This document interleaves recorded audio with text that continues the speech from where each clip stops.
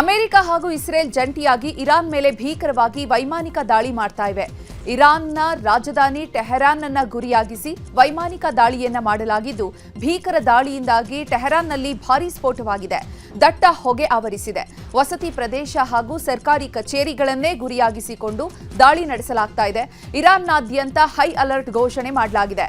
ಇನ್ನು ದಾಳಿಯಾಗ್ತಾ ಇದ್ದಂತೆ ಇರಾನ್ ಅಧ್ಯಕ್ಷ ಖಮೇನಿ ಸುರಕ್ಷಿತ ಪ್ರದೇಶಕ್ಕೆ ಶಿಫ್ಟ್ ಆಗಿದ್ದಾರೆ.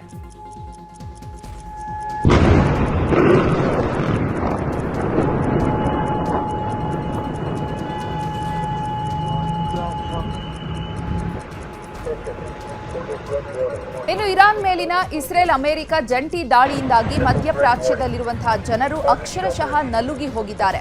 ಅತ್ಯಾಧುನಿಕ ಯುದ್ಧ ವಿಮಾನಗಳ ಮೂಲಕ ಏರ್ ಸ್ಟ್ರೈಕ್ ಮಾಡಲಾಗ್ತಾ ಇದ್ದು, ಈಗಾಗಲೇ 1000ಕ್ಕೂ ಹೆಚ್ಚು ಮಂದಿ ಬಲಿಯಾಗಿದ್ದು, ಯುದ್ಧದ ಭೀತಿ ಮತ್ತಷ್ಟು ಹೆಚ್ಚಾಗಿದೆ.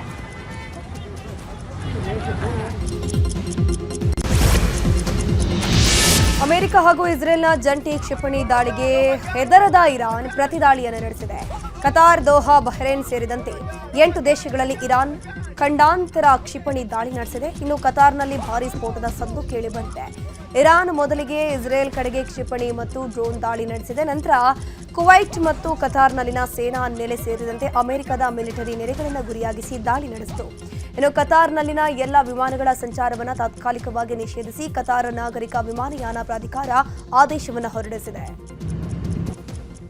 ಇನ್ನು ಅಬುದಾಬಿಯಲ್ಲೂ ಕೂಡ ಇರಾನ್ ಕ್ಷಿಪಣಿ ದಾಳಿ ಮಾಡಿದ್ದು, ವಸತಿ ಪ್ರದೇಶಗಳನ್ನೇ ಗುರಿಯಾಗಿಸಿ ಇರಾನ್ ದಾಳಿ ನಡೆಸಿದೆ. ಘಟನೆಯಿಂದಾಗಿ ಹಲವು ಮಂದಿ ಸಾವನ್ನಪ್ಪಿದ್ದು, ಅಬುದಾಬಿಯಲ್ಲೂ ಕೂಡ ಕ್ಷಿಪಣಿ ದಾಳಿಯಿಂದಾಗಿ ಜನರು ಪ್ರಾಣ ಉಳಿಸಿಕೊಳ್ಳೋಕೆ ಬಂಕರ್ಗಳಿಗೆ ಸೇರಿದ್ದಾರೆ.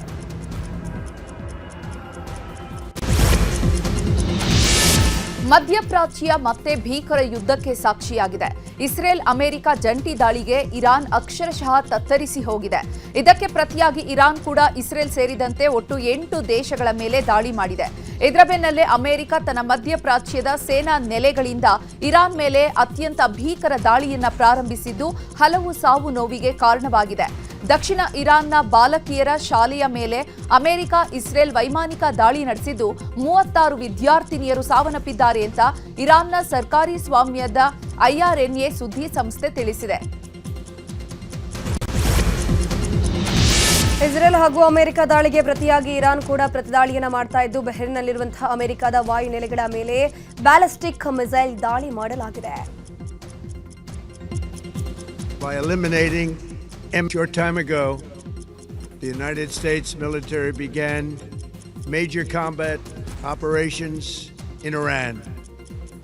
Our objective is to defend the American people by eliminating imminent threats from the Iranian regime, a vicious group of very hard. Iran ಮೇಲಿನ ದಾಳಿಯನ್ನು ಅಮೆರಿಕ ಅಧ್ಯಕ್ಷ ಡೊನಾಲ್ಡ್ ಟ್ರಂಪ್ ಖಚಿತಪಡಿಸಿದ್ದಾರೆ. ಹೌದು, ಇರಾನ್ ಮೇಲೆ ಅಮೆರಿಕ ಜಂಟಿ ದಾಳಿ ಮಾಡ್ತಾ ಇದೆ.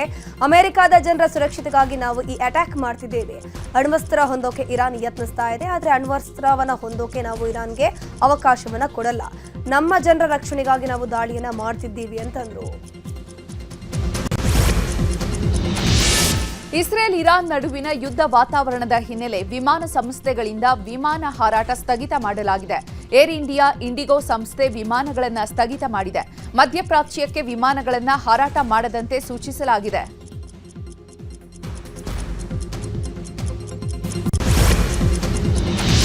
ಇರಾನ್ ಮೇಲೆ ಇಸ್ರೇಲ್ನಿಂದ ಬಾಂಬ್ಗಳ ಸುರಿಮಳೆ ಸುರಿಸ್ತಾ ಇದ್ದು, ಇಸ್ರೇಲ್ಗೆ ಪ್ರತಿದಾಳಿಗೆ ಇರಾನ್ ಕೂಡ ಮುಂದಾಗಿದೆ. ಹೀಗಾಗಿ ಇಸ್ರೇಲ್ ಮುಂಜಾಗ್ರತಾ ಕ್ರಮವಾಗಿ ದಿಢೀರ್ ಎಮರ್ಜೆನ್ಸಿಯನ್ನು ಘೋಷಣೆ ಮಾಡಿದೆ. ಜೆರುಸಲೇಂನಲ್ಲಿ ಎಮರ್ಜೆನ್ಸಿ ಸೈರನ್ ಮೊಳಗಿಸಲಾಗಿದೆ. ಮನೆ ಬಿಟ್ಟು ಯಾರು ಕೂಡ ಹೊರಗಡೆ ಬಾರದಂತೆ ಇಸ್ರೇಲ್ ಜನರಿಗೆ ಸೂಚನೆಯನ್ನು ಕೊಡಲಾಗಿದೆ.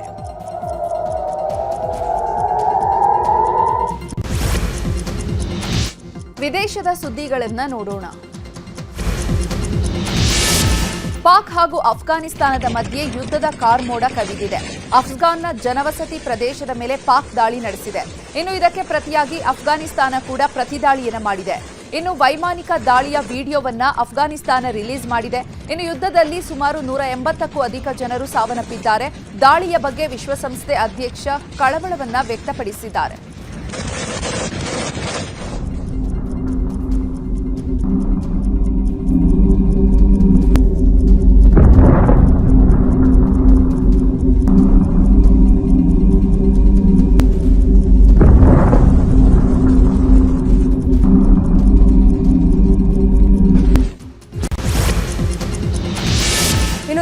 ಮುನ್ನವೇ ಇರಾನ್ನಲ್ಲಿರುವಂತಹ ಭಾರತೀಯರಿಗೆ ಸುರಕ್ಷಿತ ಸ್ಥಳಕ್ಕೆ ತೆರಳೋಕೆ ಸೂಚನೆ ನೀಡಲಾಗಿತ್ತು ಎನ್ನಲಾಗಿದೆ. ಫೆಬ್ರವರಿ 23ರಂದೇ ಭಾರತೀಯರು ಎಲ್ಲದಕ್ಕೂ ಸನ್ನದ್ಧರಾಗಿರಿ, ಇರಾನ್ನಲ್ಲಿರುವ ಭಾರತೀಯರು ಸುರಕ್ಷಿತ ಸ್ಥಳಕ್ಕೆ ತೆರಳುವಂತೆ ಸೂಚನೆ ನೀಡಿತ್ತು ಎನ್ನಲಾಗಿದೆ. ಇಂದು ದಾಳಿ ಬಳಿಕ ಮತ್ತೊಂದು ಸಂದೇಶ ರವಾನಿಸಿರುವಂತಹ ಭಾರತೀಯ ರಾಯಭಾರಿ ಕಚೇರಿ ಇರಾನ್ನಲ್ಲಿರುವ ಭಾರತೀಯರು ಅನಗತ್ಯ ಓಡಾಟಕ್ಕೆ ಬ್ರೇಕ್ ಹಾಕಿ, ಅಗತ್ಯವಿದ್ರೆ ಮಾತ್ರ ಮನೆಯಿಂದ ಹೊರಬನ್ನಿ, ಆದಷ್ಟು ಸುರಕ್ಷಿತವಾಗಿರಿ ಅಂತ ಪೋಸ್ಟ್ ಅನ್ನು ಮಾಡಿದೆ. ಇನ್ನು ದಾಳಿ ಬಳಿಕ ಇಸ್ರೇಲ್ನಲ್ಲೂ ಕಟ್ಟೆಚ್ಚರ ವಹಿಸಲಾಗಿದೆ. ಭಾರತೀಯರ ಸುರಕ್ಷಿತ ಸ್ಥಳಕ್ಕೆ ತೆರಳಿ ಅಂತ ರಾಯಭಾರಿ ಕಚೇರಿ ಅಲರ್ಟ್ ಕೊಟ್ಟಿದೆ. ಇನ್ನು ಭಾರತೀಯರ ಸಹಾಯಕ್ಕಾಗಿ ಹೆಲ್ಪ್ ಲೈನ್ ಕೂಡ ತೆರೆಯಲಾಗಿದೆ.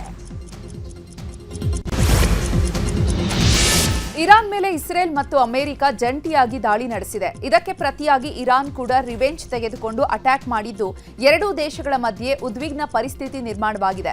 ಈ ಮಧ್ಯೆ ಅಲ್ಲಿ ಶಾಲಾ ಕಾಲೇಜುಗಳಿಗೆ, ಕಚೇರಿಗೆ ರಜೆ ಘೋಷಣೆ ಮಾಡಲಾಗಿದೆ. ಇರಾನ್ನ ಸುಪ್ರೀಂ ನ್ಯಾಷನಲ್ ಸೆಕ್ಯೂರಿಟಿ ಕೌನ್ಸಿಲ್ ಹೇಳಿಕೆಯನ್ನ ನೀಡಿದ್ದು, ದೇಶದಲ್ಲಿನ ಪರಿಸ್ಥಿತಿಯಿಂದಾಗಿ ಮುಂದಿನ ಸೂಚನೆ ಬರುವವರೆಗೂ ಎಲ್ಲಾ ಶಾಲೆ ಮತ್ತು ವಿಶ್ವಸಂಸ್ಥೆಗಳನ್ನು ಮುಚ್ಚಲಾಗುವುದು ಅಂತ ಘೋಷಿಸಿದೆ.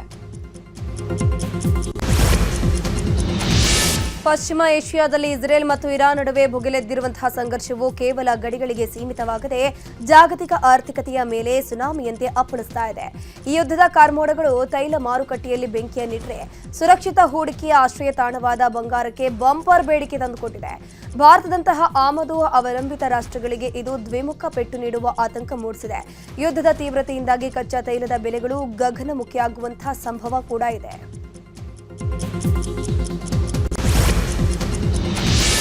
ವಾಷಿಂಗ್ಟನ್ ಮತ್ತು ಟೆಹರಾನ್ ನಡುವಿನ ಹೆಚ್ಚುತ್ತಿರುವ ಉದ್ವಿಗ್ನತೆಗಳು ಈಗ ಪೂರ್ಣ ಪ್ರಮಾಣದ ಮಿಲಿಟರಿ ಸಂಘರ್ಷಕ್ಕೆ ಕಾರಣವಾಗಿವೆ. ಇರಾನ್ ಮೇಲಿನ ಅಮೆರಿಕ ದಾಳಿಯು ಮಧ್ಯಪ್ರಾಚ್ಯವನ್ನ ಅಸ್ಥಿರಗೊಳಿಸಿದೆ. ಭಾರತ ಸೇರಿದಂತೆ ಹಲವಾರು ದೇಶಗಳ ಮೇಲೂ ಕೂಡ ಪರಿಣಾಮ ಬೀರುತ್ತದೆ. ಯುದ್ಧವು ಇರಾನಿನ ಕಚ್ಚಾ ತೈಲದ ಜಾಗತಿಕ ಪೂರೈಕೆಯನ್ನ ಅಡ್ಡಿಪಡಿಸುವಂತಹ ನಿರೀಕ್ಷೆ ಇದೆ. ಇದು ಕಚ್ಚಾ ತೈಲ ಬೆಲೆಗಳಲ್ಲಿ ಏರಿಕೆಗೆ ಕಾರಣವಾಗಬಹುದು ಮತ್ತು ಭಾರತವು ತನ್ನ ತೈಲ ಅಗತ್ಯಗಳಲ್ಲಿ 85% ಆಮದುಗಳ ಮೂಲಕ ಪೂರೈಸ್ತಾ ಇರುವಂತಹದ್ದು ಇದರ ಹೊರೆಯನ್ನ ಭರಿಸಬೇಕಾಗುತ್ತದೆ. ಇರಾನ್ನ ವಾಯು ಪ್ರದೇಶ ಬಂದ್ ಹಿನ್ನೆಲೆಯಲ್ಲಿ ಮಂಗಳೂರಿನಿಂದ ಗಲ್ಫ್ ರಾಷ್ಟ್ರಗಳಿಗೆ ವಿಮಾನ ಸಂಚಾರ ಸ್ಥಗಿತ ಮಾಡಲಾಗಿದೆ. ಮಂಗಳೂರಿನಿಂದ ದುಬೈ, ದೋಹಾ ಸೇರಿದಂತೆ ಗಲ್ಫ್ ರಾಷ್ಟ್ರಗಳಿಗೆ ಹೋಗಬೇಕಿದ್ದ ವಿಮಾನಗಳು ರದ್ದಾಗಿದ್ದು, ಇನ್ನು ಕೆಲ ವಿಮಾನಗಳು ಮಾರ್ಗ ಬದಲಾಯಿಸಿ ಸಂಚಾರ ಮಾಡಲಿದೆ. ದೋಹಾಕ್ಕೆ ತೆರಳುತ್ತಿದ್ದ IX821 ವಿಮಾನವನ್ನು ಮುಂಬೈಗೆ ಡೈವರ್ಟ್ ಮಾಡಲಾಗಿದ್ದು, ಕುವೈತ್, ನ್ಯೂ ದಮಾಮ್, ಅಬುದಾಬಿ ಸೇರಿದಂತೆ ವಿವಿಧ ನಗರಗಳ ವಿಮಾನ ಸಂಚಾರದಲ್ಲಿ ವ್ಯತ್ಯಯ ಉಂಟಾಗಲಿದೆ.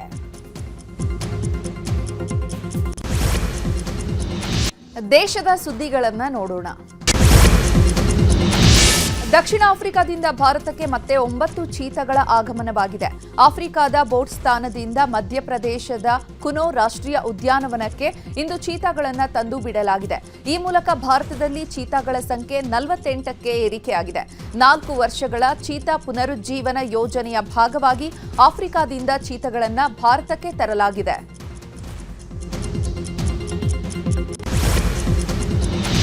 ಟಿವಿಕೆ ಪಕ್ಷದ ಅಧ್ಯಕ್ಷ ನಟ ವಿಜಯ್ಗೆ ಪತ್ನಿ ಸಂಗೀತಾ ಡಿವೋರ್ಸ್ ಕೇಳಿ ಅರ್ಜಿ ಹಾಕಿದ್ದಾರೆ.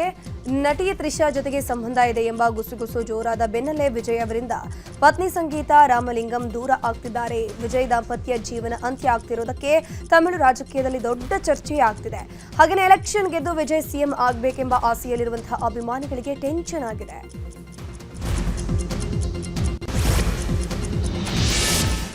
ಆಂಧ್ರಪ್ರದೇಶದ ಕಾಕಿನಾಡ ಜಿಲ್ಲೆಯ ವೆಟ್ಲಪಲೆಂ ಗ್ರಾಮದಲ್ಲಿ ಪಟಾಕಿ ಕಾರ್ಖಾನೆಯಲ್ಲಿ ಸ್ಫೋಟ ಸಂಭವಿಸಿದ್ದು 20 ಜನ ಮೃತಪಟ್ಟಿದ್ದಾರೆ.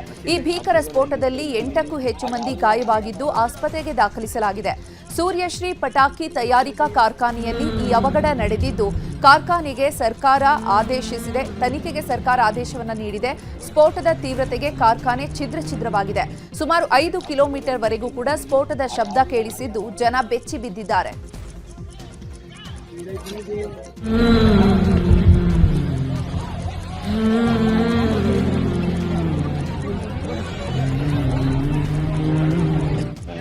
అప్పుడు తిరిగి అది ఆవిడ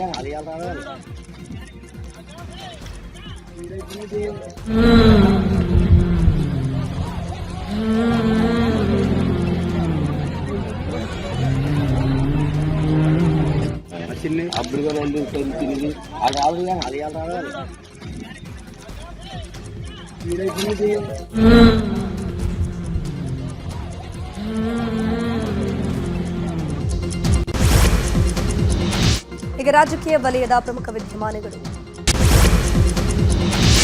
ರಾಜ್ಯ ರಾಜಕೀಯದಲ್ಲಿ ಕುರ್ಚಿ ಫೈಟ್ ಜೋರಾಗಿದೆ. ಇದೇ ವಿಚಾರವಾಗಿ ಮಾತನಾಡಿದ ಮಾಜಿ ಸಂಸದ ಡಿಕೆ ಸುರೇಶ್, ಮಹಾದೇವಪ್ಪ ಅವರು ಹೇಳೋದ್ರಲ್ಲಿ ತಪ್ಪೇನಿಲ್ಲ, ಆಕಾಂಕ್ಷೆಯನ್ನು ಇಟ್ಕೊಂಡಿರೋದ್ರಲ್ಲಿ ತಪ್ಪಿಲ್ಲ. ಶಾಸಕರ ವಿಶ್ವಾಸ ವಿಚಾರ ನನಗೆ ಗೊತ್ತಿಲ್ಲ, ಎಲ್ಲದಕ್ಕೂ ತಾಳ್ಮೆಯಿಂದ ಇರಬೇಕು. ನಮ್ಮಣ್ಣನ ಹಣೆ ಬರಹ ಸಿಎಂ ಆಗೋದಿದ್ರೆ ಆಗ್ತಾರೆ, ಇಲ್ಲ ಅಂದ್ರೆ ಆಗೋದಿಲ್ಲ. ಇದು ರಾಜಕಾರಣ, ಶಸ್ತ್ರಾಸ್ತ್ರ ಯಾವುದು ಬೇಡ, ತಾಳ್ಮೆ ಇರಬೇಕಷ್ಟೇ ಅಂತ ಹೇಳಿದ್ದಾರೆ.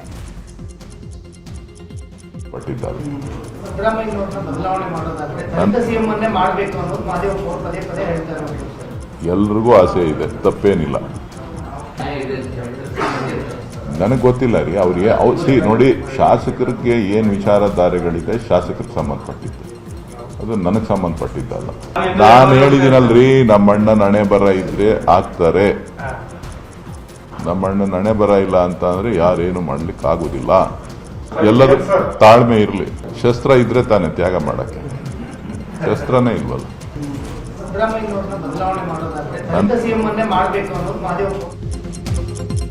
ಇನ್ನು ಶಾಸಕರ ಡಿನ್ನರ್ ಮೀಟಿಂಗ್ ವಿಚಾರದ ಬಗ್ಗೆಯೂ ಮಾತನಾಡಿದ ಡಿಕೆ ಸುರೇಶ್, ಶಾಸಕರು ಏನ್ ಹೇಳಿದಾರೋ ಗೊತ್ತಿಲ್ಲ, ನನ್ಗದ್ರ ಬಗ್ಗೆ ಯಾವುದೇ ಮಾಹಿತಿ ಇಲ್ಲ. ಶಾಸಕರ ತೀರ್ಮಾನ ಏನು ಅನ್ನೋದು ನನಗೆ ಗೊತ್ತಿಲ್ಲ. ಶಾಸಕರ ತೀರ್ಮಾನ ಅವರವರ ವೈಯಕ್ತಿಕ, ಪಕ್ಷದನ್ನ ಗಮನಿಸ್ತಾ. ನಾನೇನು ಚುನಾವಣೆಗೆ ನಿಲ್ಲಲ್ಲ, ಹಾಗಾಗಿ ನನಗೆ ಏನ್ ಕಷ್ಟ ಆಗಲ್ಲ. ಯಾರು ಚುನಾವಣೆಗೆ ನಿಲ್ತಾರೋ ಅವ್ರಿಗೆ ಕಷ್ಟ ಆಗಬಹುದು ಅಂತಂದ್ರು. ನನಗೆ ಗೊತ್ತಿಲ್ಲ ರೀ ಅವ್ರಿಗೆ ನೋಡಿ, ಶಾಸಕರಿಗೆ ಏನು ವಿಚಾರಧಾರೆಗಳಿದೆ ಶಾಸಕರಿಗೆ ಸಂಬಂಧಪಟ್ಟಿದ್ದು, ಅದು ನನಗೆ ಸಂಬಂಧಪಟ್ಟಿದ್ದಲ್ಲ, ಪಕ್ಷಕ್ಕೆ ಸಂಬಂಧಪಟ್ಟಿದ್ದಲ್ಲ. ಪಕ್ಷ ಅದನ್ನು ಅವರ ವಿಚಾರಗಳನ್ನು, ಅವರ ಹೇಳಿಕೆಗಳನ್ನು ಪಕ್ಷ ಗಮನಿಸ್ತದೆ ಹೊರತು ನಾವು ಹೇಳೋಕ್ಕಾಗಲ್ಲ. ಸೊ ಹೈಕಮಾಂಡು, ರಾಜ್ಯ ಮಟ್ಟದ ನಾಯಕರು ಅವರು ಅದನ್ನು ತಿಳಿಸ್ತಾರೆ. ನನಗೇನು ಗೊತ್ತಿಲ್ಲ, ಚುನಾವಣೆಗೆ ನಿಲ್ಲೋರಿಗೆ ಕಷ್ಟ ಆಗ್ಬೋದು, ನನಗೇನು ಕಷ್ಟ ಆಗಲ್ಲ. ನಾನು ಹೆಂಗೆ ಚುನಾವಣೆಗೆ ನಿಲ್ಲಲ್ವಲ್ಲ, ನಾನು ಹೆಂಗೆ ಹೇಳಿ. ಡಿನ್ನರ್ ಪಾಲಿಟಿಕ್ಸ್ ವಿಚಾರವಾಗಿ ಮಾತನಾಡಿದ ಸತೀಶ್ ಜಾರಕಿಹೊಳಿ, ಈಗಾಗಲೇ ಬೆಂಗಳೂರಿನಲ್ಲಿ ಹೇಳಿದ್ದೇನೆ, ಮತ್ತೆ ಪದೇ ಪದೇ ಅದನ್ನೇ ಹೇಳುವ ಅವಶ್ಯಕತೆ ಇಲ್ಲ ಅಂದಿದ್ದಾರೆ. ಇನ್ನು ಇದೇ ವಿಚಾರವಾಗಿ ಆಂಜನೇಯ ಕೂಡ ಪ್ರತಿಕ್ರಿಯಿಸಿದ್ದಾರೆ. ಪ್ರಶ್ನೆಗೆ ಬೆಂಗಳೂರಲ್ಲಿ ಉತ್ತರ ಆಗಿದೆ. ಸೊ ಮತ್ತೆ ಪದೇ ಪದೇ ಹೇಳೋದು ಅವಶ್ಯಕತೆ ಇಲ್ಲ, ಕಾದು ನೋಡೋರು ಅಷ್ಟೇ. ಅದು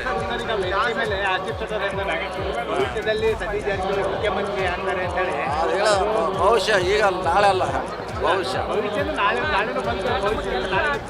ಬಹುಶಃ ಹೇಳಿ.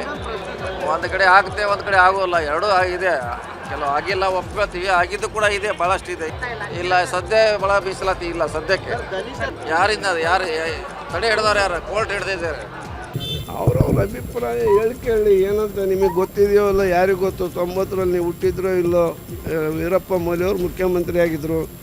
ಇವರು ಮುಖ್ಯಮಂತ್ರಿ ಆಗಬೇಕಾಯ್ತು, SM ಕೃಷ್ಣ ಅವರು ಸಿಗಲಿಲ್ಲ.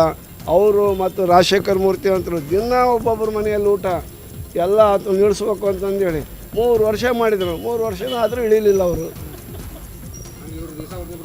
ಅದೆಲ್ಲ ನನಗೆ ಗೊತ್ತಿಲ್ಲ, ಇದೆಲ್ಲ ಇದ್ದದ್ದೇ ಅಂತ ಹೇಳೋದು. ಅದು ನಿಮಗೆ ಗೊತ್ತಿಲ್ಲಲ್ಲ ಚರಿತ್ರೆ, ಅದಕ್ಕೋಸ್ಕರ ನಿಮಗೆ ಚರಿತ್ರೆನ ಪರಿಚಯ ಮಾಡಿಸ್ತಾ ಇದ್ದೀನಿ. ಡಿನ್ನರ್ ಮೀಟಿಂಗ್ ವಿಚಾರವಾಗಿ ಮಾತನಾಡಿದ ಶಾಸಕ ಶಿವಗಂಗಾ ಬಸವರಾಜ್, ಶಾಸಕ ಬಾಲಕೃಷ್ಣ ಬರ್ತ್ಡೇ ಊಟಕ್ಕೆ ಕರೆದಿದ್ರು, ಅದಕ್ಕೆ ಹೋಗಿದ್ವಿ. ಅದರಲ್ಲಿ ವಿಶೇಷತೆ ಏನಿದೆ? ನಮ್ಮ ವೈಯಕ್ತಿಕ ಕೆಲಸ ಇದ್ರೆ ನಾವು ದೆಹಲಿಗೆ ಹೋಗ್ತೀವಿ, ನಮಗೆ ಯಾವುದೇ ಸೆಟ್ ಬ್ಯಾಕ್ ಇಲ್ಲ. ಯುಗಾದಿ ಬರಲಿ, ಹೊಸ ವರ್ಷ ಬರಲಿ, ಪಥ ಚೇಂಜ್ ಆದಮೇಲೆ ನಮ್ಮ ಮಾತುಗಳು ಜಾಸ್ತಿ ಆಗುತ್ತೆ. ಹೈಕಮಾಂಡ್ ಯಾವಾಗ ತೀರ್ಮಾನ ಮಾಡ್ತಾರೆ ನೋಡೋಣ, ಹೈಕಮಾಂಡ್ ತೀರ್ಮಾನವೇ ನಮಗೆ ಅಂತಿಮ ಅಂತಂದ್ರು. ಇನ್ನು ಇದೇ ವಿಚಾರವಾಗಿ ಇಕ್ಬಾಲ್ ಹುಸೇನ್ ಉಗ್ರಪ್ಪ ಕೂಡ ಪ್ರತಿಕ್ರಿಯಿಸಿದ್ದಾರೆ. ಹೋಟ್ಲಲ್ಲಿ, ಮನೇಲಲ್ಲ, ಹೋಟ್ಲಲ್ಲಿ ಅವ್ರು ಊಟಕ್ಕೆ ಕರೆದಿದ್ರು. 28 ಇವತ್ತಿರ್ಬೇಕು ಅವ್ರ ಬರ್ತಡೇ, 2 ಡೇಸ್ ನೆನ್ನೆ ಇರಬೇಕು. ಒಂದಿನ ಮುಂಚಿತವಾಗಿ ಊಟಕ್ಕೆ ಕರೆದಿದ್ರು, ಬರ್ತಡೇ ಆಚರಣೆ ಮಾಡಿದ್ವಿ, ಊಟಕ್ಕೆ ಸೇರಿದ್ವಿ. ಅದರಲ್ಲಿ ವಿಶೇಷತೆ ಏನಿದೆ? ನೀವು ಯಾಕೆ ಎಷ್ಟು ಗಾಬರಿಯಾಗಿ ಓಡಿ ಬಂದಿದ್ದೀರಲ್ಲ?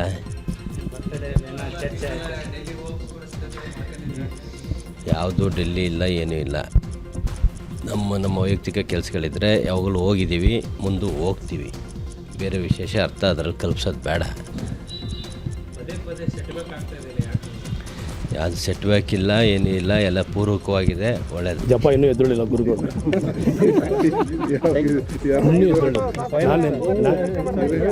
ನಾನೇ ನಿಜವಾಗಿ ಹೇಳ್ತಾ ಇದ್ದೀನಿ, ನಾನೇನು ಸುಳ್ಳು ಹೇಳ್ತಾ ಇದ್ದೀನಿ. ಅವರು ಧ್ಯಾನದಲ್ಲಿ ಕೂತಿದ್ದಾರೆ, ಇನ್ನೂ ಎದ್ದೊಳ್ಳಿಲ್ಲ. ಎದ್ದ ತಕ್ಷಣ ಅವ್ರು ಕೊನೆಯ ಡೇಟ್ ಕೊಡ್ತೀನಿ ಅಂತ ಹೇಳಿದರೆ ಅದು ಅಂತಿಮ ಅಂತ ಹೇಳಿದ್ದಾರೆ. ಅಷ್ಟಲ್ಲ ಆ ಡೇಟಲ್ಲಿ ಆಗುತ್ತಾ ಅಂತ ಹೇಳಿದ್ದಾರೆ. ಅದಾಗದವ್ರು ನಮ್ಮ ರಾಜಕಾರಣ ಬೇಡ ರೀ. ಅಂದರೆ ಸರ್, ಆ ಡೇಟಲ್ಲಿ ಇದು ಪ್ರಮಾಣ ವಚನ ಸ್ವೀಕರಿಸ್ತಾರ ಅದ್ರೊಳಗೆ ಆಗ್ತಾರೆ ಏನು ಸರ್ ಎಕ್ಸಾಕ್ಟ್ ಒಂದು ಹೇಳ್ತೀವಿ ಸರ್. ಆ ಡೇಟ್ ಒಳಗಡೆ ಆಗ್ತಾರೆ ಪ್ರಮಾಣ ವಚನ. ಕಾಂಗ್ರೆಸ್ಸು ಒಂದು ಕುಟುಂಬ. ಕಾಂಗ್ರೆಸ್ಸಿನ ಕುಟುಂಬದಲ್ಲಿ ಸಣ್ಣ ಪುಟ್ಟ ಏನಾದರೂ ವ್ಯತ್ಯಾಸಗಳು ಇರ್ಬೋದು, ಇಲ್ಲ ಅಂತ ನಾ ಹೇಳೋಕೆ ಹೋಗುದು. ಆದರೆ ನಮ್ಮ ಹೈಕಮಾಂಡ್ ಇದೆ, ನಮ್ಮ ಪಕ್ಷದ ನಾಯಕತ್ವ ಇದೆ. ಸೊ ಇವತ್ತು ರಾಜ್ಯದಲ್ಲಿ ಇರುವಂಥ ವಿದ್ಯಮಾನಗಳನ್ನು ನಮ್ಮ ಹೈಕಮಾಂಡ್ ಗಮನಿಸುತ್ತೆ. ಈ ಸಣ್ಣ ಪುಟ್ಟ ಏನಾದರೂ ಸಹ ವ್ಯತ್ಯಾಸಗಳಿರುವಂಥದ್ದನ್ನು ಹೈಕಮಾಂಡ್ ಇತ್ಯರ್ಥ ಮಾಡುತ್ತೆ ಅನ್ನುವಂಥ ವಿಶ್ವಾಸ ನನಗಿದೆ. ಈ ಅಧಿಕಾರ ಕೊಡೋದಾಗ್ಲಿ ತಗೊಳ್ಳೋದಾಗ್ಲಿ ಇದು ನನ್ನ ಕೈಲಿ ಇಲ್ಲ, ನಮ್ಮಂಥವ್ರ ಕೈಲಿ ಇಲ್ಲ. ಅಲ್ಟಿಮೇಟ್ಲಿ ಹೈಕಮಾಂಡ್ ಏನು ಮಾತುಕತೆ ಆಗಿದೆಯೋ ಇಲ್ವೋ ನಮ್ಗೆ ಗೊತ್ತಿಲ್ಲ. ನಾನು ನಿಮ್ಮ ಮೂಲಕನೂ ಸಹ ನನಗೆ ಯಾರಿಗೇನು ಹೇಳ್ಬೋದು ಈಗಾಗಲೇ ಹೇಳಿದ್ದೇನೆ, ಈಗಲೂ ನಿಮ್ಮ ಮೂಲಕ ಹೇಳ್ತೇನೆ. ದಯಮಾಡಿ ಪಕ್ಷವನ್ನ ಸದೃಢವಾಗಿ ಸರ್ಕಾರ ಮತ್ತು ಪಕ್ಷ ಉಳಿಸುವಂತ ದೃಷ್ಟಿಯಿಂದ ಹೈಕಮಾಂಡ್ ಕೂಡಲೇ ಕ್ರಮ ಜರುಗಿಸಲಿ ಅಂತೇಳಿ ಅವರಲ್ಲಿ ವಿನಂತಿ. ಕಾಂಗ್ರೆಸ್ಸು ಸಿದ್ದರಾಮಯ್ಯ ಕುರ್ಚಿ ಬಿಡೋ ರಾಮಯ್ಯ ಅಲ್ಲ, ಸರ್ಕಾರ ಸತ್ತೋಗಿದೆ, ಹೆಣ ಹೊರಲು ಡಿಕೆಶಿ ಮುಂದೆ ಬರ್ತೀನಿ ಅಂತಿದ್ದಾರೆ ಅಂತ ವಿಪಕ್ಷ ನಾಯಕ ಅಶೋಕ್ ಹೇಳಿದ್ದಾರೆ. ಮಂಡ್ಯದಲ್ಲಿ ಮಾತನಾಡಿದ ಅವರು, ಎಂಎಲ್ಎಗಳು ಕಾಯ್ತಿದ್ದಾರೆ, ಆದರೆ ಸಿದ್ದರಾಮಯ್ಯ ಕುರ್ಚಿ ಬಿಡೋ ರಾಮಯ್ಯ ಅಲ್ಲ, ಸಿದ್ದರಾಮಯ್ಯ ಡಿಕೆ ಶಿವಕುಮಾರ್ಗೆ ಪಂಗನಾಮ ಹಾಕೋದು ಗ್ಯಾರಂಟಿ ಅಂದಿದ್ದಾರೆ. ಸಿದ್ದರಾಮಯ್ಯ ಮತ್ತು ಡಿಕೆ ಇವರಿಬ್ಬರು ಕರಪ್ಷನಲ್ಲಿ ಮುಂದು ನೀ ಮುಂದು ಅಂತ ಹೋಗ್ತಾ ಇದ್ದಾರೆ ಅಷ್ಟೇ. ಈ ಸರ್ಕಾರ ಸತ್ತೋಗಿದೆ, ಹೆಣ ಹೊರಕ್ಕೆ ಡಿಕೆ ಶಿವಕುಮಾರ್ ಮುಂದೆ ಬರ್ತೀನಿ ಅಂತ ಅವರೇ, ಇವ್ರ ಹಿಂದೆ ಅಂತ ಅಷ್ಟೇ ಪ್ರಶ್ನೆ. ಇದು CM ಪದವಿ ಉಳಿಸ್ಕೊಳಕ್ಕೆ, CM ಪದವಿ ಕಿತ್ಕೊಳಕ್ಕೆ, ಎಲ್ಲ ಮಂತ್ರಿಗಳು ಅವ್ರವ್ರ ಮಂತ್ರಿ ಸ್ಥಾನನ ಕಾಪಾಡ್ಕೊಳಕ್ಕೆ ಹಣ ಕಲೆಕ್ಟ್ ಮಾಡ್ತಾ ಇರೋವಂಥ ಏಜೆಂಟ್ಸ್ ಇವರೆಲ್ಲ, ಸಿದ್ದರಾಮಯ್ಯ ಮತ್ತು ಡಿಕೆ ಇವರಿಬ್ಬರು. ಈಗ ರಾಜ್ಯದ ಪ್ರಮುಖ ಸುದ್ದಿಗಳು. ಸಾಲ ಕಟ್ಟಲಿಲ್ಲ ಅಂತ ಮನೆಗೆ ಫಿನಾನ್ಸ್ ಸಿಬ್ಬಂದಿ ಬೀಗ ಹಾಕಿದ ಘಟನೆ ಬೆಳಗಾವಿಯ ರಾಯಬಾಗ ತಾಲೂಕಿನ ಅಲಖನೂರು ಗ್ರಾಮದಲ್ಲಿ ನಡೆದಿದೆ. ಅಪ್ಪನ ಹಾರ್ಟ್ ಸರ್ಜರಿಗಾಗಿ ಮನೆ ಅಡವಿಟ್ಟು ಹನುಮಂತ ಪಾಟೀಲ್ 20 ಲಕ್ಷ ಹಣ ಪಡೆದಿದ್ರು. ಆದರೆ ಚಿಕಿತ್ಸೆ ಫಲಿಸದೆ ಹನುಮಂತಪ್ಪ ತಂದೆ ಕಳೆದ ವರ್ಷ ತೀರಿ ಹೋಗಿದ್ರು. ಇನ್ನೊಂದು ಕಡೆ ಸಾಲ ಮಾಡಿದ್ದ ಹನುಮಂತನು ಆರೋಗ್ಯ ಸಮಸ್ಯೆಯಿಂದ ಬಳಲುತ್ತಿದ್ದ. ಅಲ್ಲದೆ ಹೆಂಡತಿಗೆ ಡೆಲಿವರಿ ಆಗಿ ಕೈಯಲ್ಲಿದ್ದ ಹಣ ಖಾಲಿಯಾಗಿತ್ತು. ಇಷ್ಟೆಲ್ಲದರ ಮಧ್ಯೆ 13 ಲಕ್ಷ ಸಾಲವನ್ನು ತೀರಿಸಿದ್ರು. ಆದರೆ 7 ತಿಂಗಳಿಂದ ಹಣ ಕಟ್ಟಿರಲಿಲ್ಲ. ಇದೇ ಕಾರಣಕ್ಕೆ ನಿನ್ನೆ ಸಂಜೆ ಬಂದು ಎಕ್ವಿಟಾಸ್ ಸ್ಮಾಲ್ ಫಿನಾನ್ಸ್ ಸಿಬ್ಬಂದಿ ಮನೆಯವರನ್ನ ಹೊರಗೆ ಹಾಕಿ ಬೀಗ ಹಾಕಿರೋದು ಜನಾಕ್ರೋಶಕ್ಕೆ ಕಾರಣವಾಗಿದೆ. ಮಾರ್ಚ್ 3ನೇ ತಾರೀಕು ಚಂದ್ರಗ್ರಹಣ ಸಂಭವಿಸಲಿದೆ. ಹೀಗಾಗಿ ಬೆಂಗಳೂರು ಗ್ರಾಮಾಂತರ ಜಿಲ್ಲೆಯ ದೊಡ್ಡಬಳ್ಳಾಪುರ ತಾಲೂಕಿನ ಘಾಟಿ ಸುಬ್ರಹ್ಮಣ್ಯ ದೇವಾಲಯ ಬಂದ್ ಆಗಲಿದೆ. ಬೆಳಗ್ಗೆ 10 ಗಂಟೆಗೆ ದೇವಾಲಯದ ಬಾಗಿಲು ಕ್ಲೋಸ್ ಮಾಡಲಿದ್ದು ಸಂಜೆ 7:45ಕ್ಕೆ ದೇವಾಲಯದ ಬಾಗಿಲು ಓಪನ್ ಆಗಲಿದೆ. ಸದಾ ಕಾನೂನು ಸುವ್ಯವಸ್ಥೆ ಕಾಪಾಡುವುದರಲ್ಲಿ ಬ್ಯುಸಿಯಾಗಿರುವಂತಹ ಪೊಲೀಸರು ಈಗ ಜೀವ ಉಳಿಸುವ ಕಾರ್ಯಕ್ಕೆ ಮುಂದಾಗಿದ್ದಾರೆ. ತುಮಕೂರಿನಲ್ಲಿ ಜಿಲ್ಲಾ ಪೊಲೀಸ್ ವರಿಷ್ಠಾಧಿಕಾರಿಗಳ ನೇತೃತ್ವದಲ್ಲಿ ಪೊಲೀಸರ ತಂಡ ರಕ್ತದಾನ ಮಾಡುವ ಮೂಲಕ ಮಾನವೀಯತೆ ಮೆರೆದಿದ್ದಾರೆ. ಲಯನ್ಸ್ ಕ್ಲಬ್ ನೇತೃತ್ವದಲ್ಲಿ ಆಯೋಜನೆ ಮಾಡಲಾಗಿದ್ದ ಈ ಶಿಬಿರದಲ್ಲಿ ಕಿದ್ವಾಯಿ ಕ್ಯಾನ್ಸರ್ ಆಸ್ಪತ್ರೆಯ ರೋಗಿಗಳ ನೆರವಿಗಾಗಿ ಖಾಕಿ ಪಡೆ ರಕ್ತದಾನ ಮಾಡಿದೆ. ಹೆಲ್ದಿ ನಾವು ಬ್ಲಡ್ ಕೊಟ್ಟಿಲ್ಲ ಅಂದರೆ ಹೊಸ ಬ್ಲಡ್ ಬರೋದು ಕಷ್ಟ ಆಗುತ್ತೆ. ಹಾಗಾಗಿ ಬ್ಲಡ್ ಡೊನೇಷನ್ ಮಾಡಬೇಕು. ಆ್ಯಂಡ್ ಜೊತೆಗೆ ನಮ್ಮಿಂದ ನಾವು ಬ್ಲಡ್ ಕೊಟ್ಟಾಗ ಈಚ್ ಬ್ಲಡ್ ಯೂನಿಟ್ ಅಟ್ಲೀಸ್ಟ್ 3 ಪೇಷಂಟ್ಸ್ಗೆ ಉಪಯೋಗ ಆಗುತ್ತೆ. ಆ್ಯಂಡ್ ಜನರಲಿ ನಾವು ಸಾರ್ವಜನಿಕರಿಗೂ ತಿಳಿಸೋದೇನೆಂದರೆ, ತುಮಕೂರು ಜಿಲ್ಲೆಯಲ್ಲಿ ತುಂಬ ಹಾಸ್ಪಿಟಲ್ಸ್ ಇದ್ದಾವೆ. ಎಲ್ಲೇ ಆಗಲಿ ಬ್ಲಡ್ ರಿಕ್ವೈರ್ಮೆಂಟ್ ಇದ್ದರೆ ಇಮಿಡಿಯೇಟಾಗಿ ನಮ್ಮ ಕಂಟ್ರೋಲ್ ರೂಮ್ಗೆ ಅಪ್ರೋಚ್ ಮಾಡಿದರೆ ನಮ್ಮಲ್ಲಿ ಯಾರು ವಿಲ್ಲಿಂಗ್ ಇರ್ತಾರೆ, ಅವೈಲಬಲ್ ಇರ್ತಾರೆ, ಅವರು ಬಂದು ವಿಲ್ಲಿಂಗ್ ಆಗಿ ಬಂದು ಅವರು ವಾಲಂಟ್ರಿಯಾಗಿ ಬ್ಲಡ್ ಕೊಡ್ತಾರೆ. ಹಾಗಾಗಿ ಸಾರ್ವಜನಿಕರಿಗೂ ಸಹ ಏನಾದರೂ ಬ್ಲಡ್ ರಿಕ್ವೈರ್ಮೆಂಟ್ ಇದ್ದಾಗ ಹಾಸ್ಪಿಟಲ್ಸ್ನಲ್ಲಿ. ಗದಗ ಜಿಲ್ಲೆಯ ಮುಂಡರಗಿ ತಾಲೂಕಿನ ಶಿಂಗಟಾಲೂರು ಗ್ರಾಮದಲ್ಲಿ ದಲಿತರಿಗೆ ಕ್ಷೌರ ಮಾಡೋಕೆ ಸವರ್ಣೀಯರು ನಿರಾಕರಣೆ ಮಾಡಿದ್ರು. ಅಧಿಕಾರಿಗಳ ಮನವೊಲಿಕೆಗೆ ಸವರ್ಣೀಯರು ಒಪ್ಪದ ಹಿನ್ನೆಲೆಯಲ್ಲಿ ಶಿಂಗಟಾಲೂರು ಗ್ರಾಮದಲ್ಲಿ ಸರ್ಕಾರವೇ ಕ್ಷೌರದಂಗಡಿಯನ್ನು ಆರಂಭಿಸಿದೆ. ಪಕ್ಕದ ತಿಪ್ಪಾಪುರ ಗ್ರಾಮದ ಬಸವರಾಜ್ ಹಡಪದ ಎಂಬ ವ್ಯಕ್ತಿಗೆ ಸಮಾಜ ಕಲ್ಯಾಣ ಇಲಾಖೆಯಿಂದ ಕ್ಷೌರ ಮಾಡೋಕೆ ಅನುವು ಮಾಡಿಕೊಡಲಾಗಿದೆ. ಅಸ್ಪೃಶ್ಯತೆ ನಿರ್ಮೂಲನೆ ಜಾಗೃತಿ ಮೂಲಕ ಸಾಮರಸ್ಯ ಬದುಕು ಗ್ರಾಮದ ಬೆಳಕು ಕಾರ್ಯಕ್ರಮ ಮೂಲಕ ಕ್ಷೌರದಂಗಡಿಯನ್ನು ತೆರೆಯಲಾಗಿದೆ.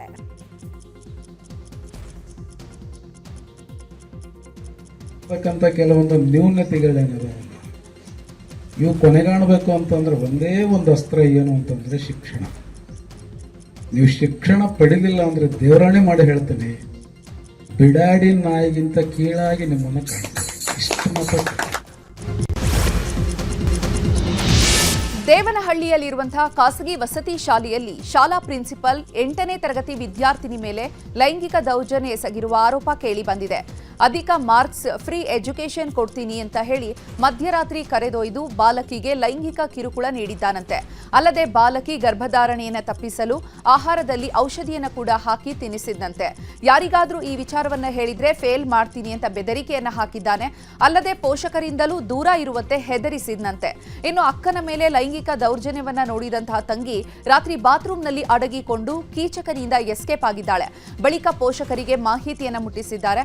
ಇನ್ನು ಪೋಷಕರು ಕೊಟ್ಟಂತಹ ದೂರಿನ ಮೇಲೆ ಪ್ರಿನ್ಸಿಪಲ್ ಹಾಗೂ ಆತನ ಹೆಂಡತಿಯನ್ನ ಪೊಲೀಸರು ಬಂಧಿಸಿದ್ದು ಪೋಕ್ಸೋ ಕೇಸ್ ದಾಖಲಿಸಿದ್ದಾರೆ. ಇನ್ನು ಈ ಬಾಲಕಿ ರೂಮ್ ಪಕ್ಕದಲ್ಲೇ ಪ್ರಿನ್ಸಿಪಲ್ ರೂಮ್ ಕೂಡ ಇತ್ತು ಎನ್ನಲಾಗಿದೆ. ಅಲ್ಲದೆ ಪ್ರಿನ್ಸಿಪಲ್ ರೂಮ್ನಲ್ಲಿ ಡಬಲ್ ಕಾಟ್ ಬೆಡ್ ಹಾಕಲಾಗಿದ್ದು ಪದೇ ಪದೇ ಬಾಲಕಿಯನ್ನ ರೂಮ್ಗೆ ಕರ್ಕೊಂಡು ಹೋಗಿ ಲೈಂಗಿಕ ದೌರ್ಜನ್ಯ ಎಸಗಿದ್ದ ಎನ್ನಲಾಗ್ತಿದೆ. ಇನ್ನು ಘಟನೆ ಬಳಿಕ ಶಾಲೆಗೆ ಮಕ್ಕಳ ಆಯೋಗದ ಅಧ್ಯಕ್ಷ ಶಶಿಧರ್ ಕೋಸುಂಬೆ ಭೇಟಿ ನೀಡಿದ್ದಾರೆ. ವಸತಿ ಶಾಲೆಯನ್ನ ಪರಿಶೀಲನೆ ಮಾಡಿ ಬಳಿಕ ಘಟನೆ ಕುರಿತು ಮಾಹಿತಿಯನ್ನ ಪಡ್ಕೊಂಡಿದ್ದಾರೆ. ಒಟ್ಟಾರೆಯಾಗಿ ಆಯೋಗ ಇದೆಲ್ಲ ಇವತ್ತಿನ ದಿವಸ ಭೇಟಿ ಕೊಟ್ಟಂತದ್ದು ಮತ್ತು ಇಲ್ಲಿನ ಎಲ್ಲ ಘಟನೆ ಸಂಬಂಧಪಟ್ಟಂತೆ ಮಾಹಿತಿ ತಿಳ್ಕೊಂಡಾಗ ಇದು ಒಂದು ಶಾಲೆನೇ ಅನಿಸ್ತಾ ಇಲ್ಲ, ಇದು ಒಂದು ಮನೆ, ಇದು ನರಕದ ಮನೆ ಅಂತ ಹೇಳಿ ಭಾವನೆ ಆಗ್ಬಾರ್ದು. ಬೆಂಗಳೂರಿನ ಅಮೃತಹಳ್ಳಿ ಠಾಣಾ ವ್ಯಾಪ್ತಿಯಲ್ಲಿ ನಡೆದಂತಹ ಅತ್ಯಾಚಾರ ಘಟನೆಗೆ ಸಂಬಂಧಪಟ್ಟಂತೆ ಪಾರ್ಟಿ ಮಾಡಿರುವಂತಹ ವಿಡಿಯೋ ಇದೀಗ ಲಭ್ಯವಾಗಿದೆ.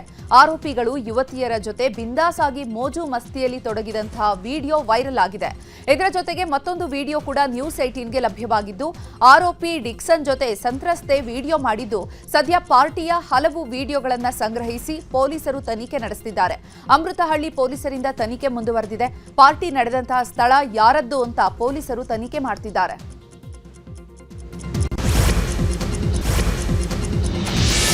ಮಲ್ಲಿಕಾರ್ಜುನ ಮುತ್ಯ ಮೇಲೆ ಪೋಕ್ಸೋ ಕೇಸ್ ದಾಖಲು ಮಾಡಿದ ವಿಚಾರಕ್ಕೆ ಸಂಬಂಧಪಟ್ಟಂತೆ ಕೇಸ್ ರದ್ದುಪಡಿಸುವಂತೆ ಮಲ್ಲಿಕಾರ್ಜುನ ಮುತ್ಯ ಭಕ್ತರು ಯಾದಗಿರಿ ಎಸ್ಪಿ ಪೃಥ್ವಿಕ್ ಶಂಕರ್ಗೆ ಮನವಿಯನ್ನು ಸಲ್ಲಿಸಿದ್ದಾರೆ. ಪೋಕ್ಸೋ ಪ್ರಕರಣ ರದ್ದುಗೊಳಿಸಿ ಬಿ ರಿಪೋರ್ಟ್ ಸಲ್ಲಿಸುವಂತೆ ವಿವಿಧ ಮಠಾಧೀಶರು ಹಾಗೂ ಭಕ್ತರು ಮನವಿ ಮಾಡಿಕೊಂಡಿದ್ದಾರೆ. ಇನ್ನು ಮನವಿ ಸ್ವೀಕರಿಸಿ ಸೂಕ್ತ ತನಿಖೆ ನಡೆಸುವ ಭರವಸೆಯನ್ನ ಎಸ್ಪಿ ಪೃಥ್ವಿಕ್ ಶಂಕರ್ ನೀಡಿದ್ದಾರೆ.